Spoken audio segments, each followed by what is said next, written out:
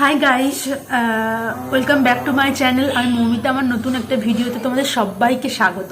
তো দেখতে দেখতে ঠান্ডা তো বেশ জমিয়ে পড়েছে, দুদিন বাদেই পৌষ সংক্রান্তি। আর চারিদিকে লোকজন কুম্ভ মেলাতে যাওয়ার জন্য প্রস্তুত হচ্ছে। তো যাই হোক, তো যারা যাচ্ছে তারা খুবই ভাগ্যবান, সব মানুষের পক্ষে তো যাওয়া সম্ভব না। তো যাই হোক, এই ঠান্ডার মধ্যে শীতকালে খাবার দাবার খেতে তো খুবই ভালো লাগে। মানে শীতকালটা এমনই যে যেন মনে হয় সবসময় বেশ ভালো কিছু বেশ রান্না হোক, ভালো কিছু খাওয়া দাওয়া হোক। আর খেতে তো সব মানুষই পছন্দ করে, তো আমিও ব্যতিক্রম নয়। তো শীতের সকালে আজকে বানাবো গাছের বেগুন, মানে গাছের টাটকা বেগুন দিয়ে, মানে গাছ ওইদিকে প্রেশার করে সিটি হচ্ছে, গাছ থেকে তোলা টাটকা বেগুন দিয়ে বেগুন পোড়া বানাবো। তো তারই ভিডিও তোমাদের সাথে শেয়ার করব। ভিডিওটা শেষ অবধি দেখতে থাকো। বেগুন পোড়াটাকে সুন্দরভাবে মাখাতে হবে। তো ভিডিওটা ভালো লাগলে অবশ্যই লাইক কমেন্ট শেয়ার করে দিও, আর চ্যানেল যারা নতুন অবশ্যই সাবস্ক্রাইব করে দিও, পাশে থেকো। নিয়েছি একটা বড় সাইজের বেগুন। তো এবার এই বেগুনের ভেতর রসুন ঢোকাবো আমি।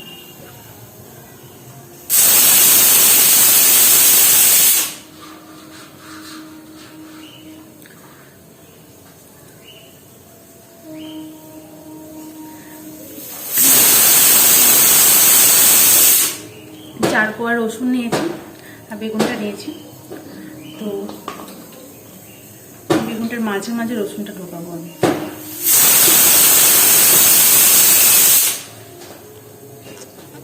আমি কোনোদিনও এরকমভাবে বানাইনি, তো ভিডিওতে অনেককে দেখেছি বানাতে, তো ভাবছি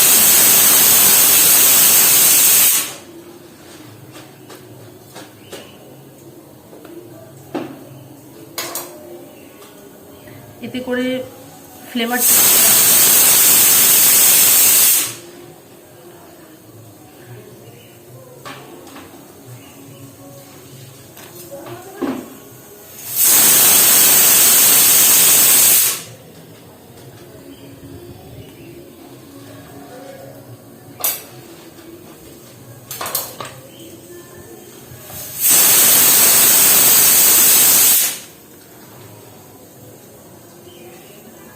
তো দেখো, এবার পোড়াবো।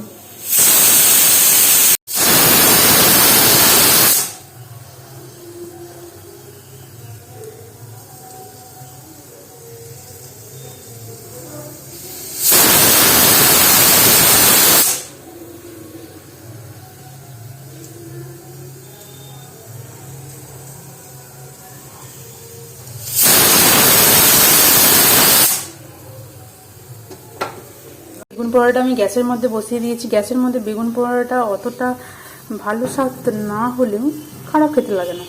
বলে বেগুন পোড়া নাকি উনুনে খুব সুন্দর খেতে লাগে। তো যাই হোক, আমার কাছে তো এখন উনুন নেই, আমি গ্যাসের মধ্যেই বানাচ্ছি।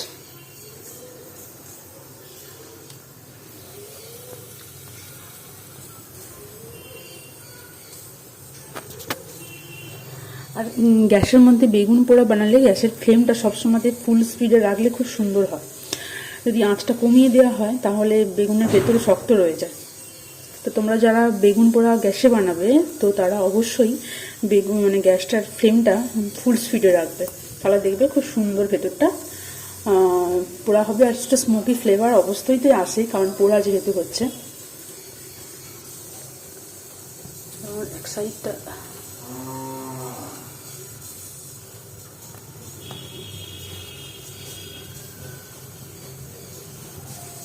নিচের সাইডটা খুব সুন্দর হয়ে গেছে। এবার ওপর দিকটা, শীতকালে বেগুন পোড়া দিয়ে মুড়ি খেতে তো ব্যাপক লাগে, রুটি পরোটা যাই বলো না কেন খুবই ভালো লাগে। তো আজকে আমি বেগুন পোড়া আর মুড়ি খাবো।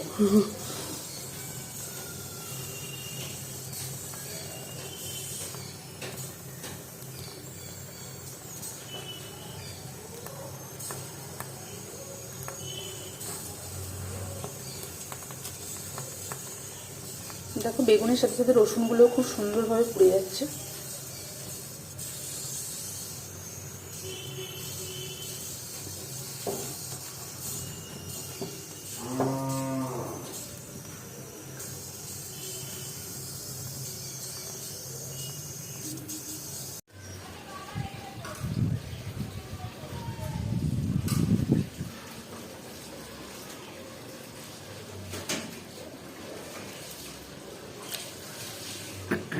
তো দেখো কত সুন্দরভাবে বেগুনটা চতুর্দিকটা খুব সুন্দরভাবে পোড়া হয়ে গেছে।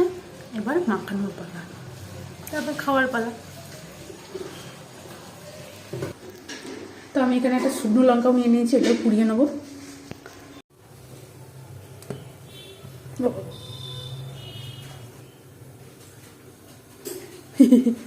কি হচ্ছে ওরে বাবা, কি বিভৎস গন্ধ আসছে।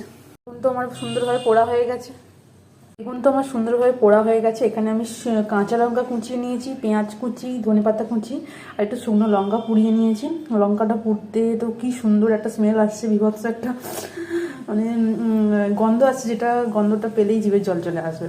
তো যাই হোক, এবারে মাখানোর পালা। আমি এই লঙ্কার ভেতরে একটু সর্ষের তেল দিয়ে দেবো।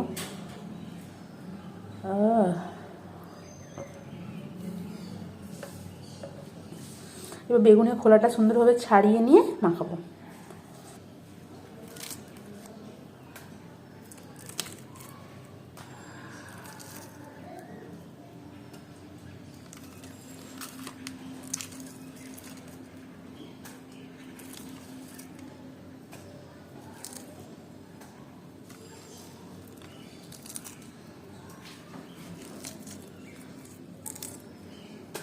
তো আমি এখানে বেগুন পোড়া মাখাচ্ছি, আর আমার ওম সেখানে ও দাদুর কাছে বসে আছে। দেখো রসুনগুলো কি সুন্দর পড়ে গেছে। দাদুর কাছে বসে আছে আর দাদু চা খাচ্ছে, খুব বায়না করছে, আমি শুনতে পাচ্ছি এখান থেকে। খুব বায়না করছে যে বেগুন চা খাবে। মানে কেউ বড়রা কোনো জিনিসপত্র খেলে ওর সেদিকে খুব আগ্রহ, সেটা খাওয়ার খুব ইচ্ছা, কিন্তু নিজের খাবারটা খাবে না। রসুনগুলো খুব সুন্দরভাবে পোড়া হয়ে গেছে।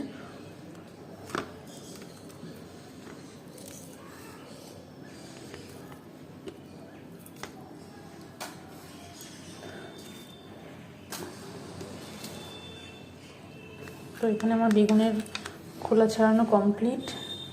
মুখের ডান্ডাটা বাদ দিয়ে দেবো, প্রচণ্ড গরম,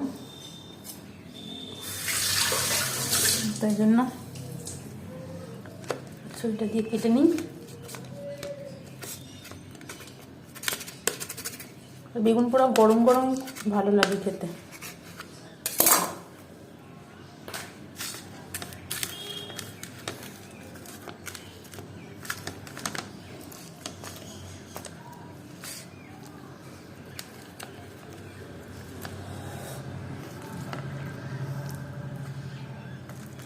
তো পোড়া রসুনগুলো ভালো করে, বাবা কি গরম,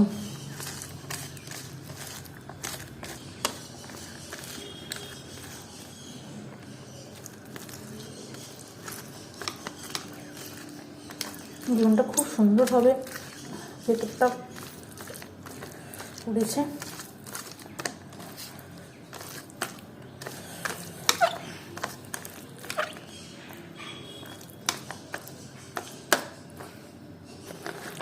প্রয়োজন মতো নুন দেবো, এবার স্বাদ মতো আর কি। লঙ্কার মধ্যে আগে নুন দিয়েছিলাম, তো অল্প নুন ছিল, আবার একটু নুন দেবো।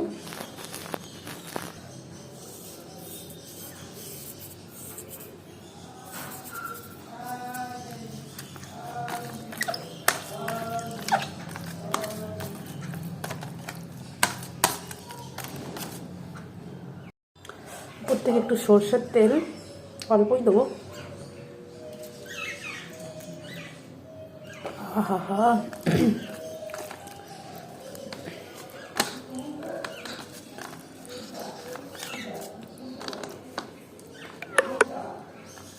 চলো এবার মুড়ি খাওয়া যাক।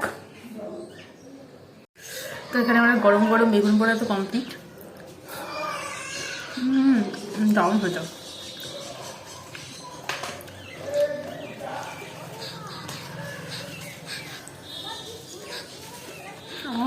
দারুণ।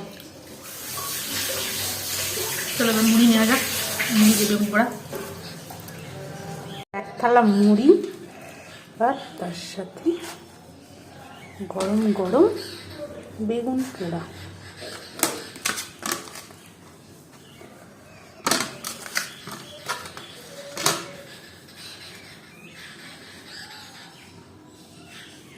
এই জিনিসটা ছাড়া মুড়ি অসম্পূর্ণ, সেটা হলো চানাচুর।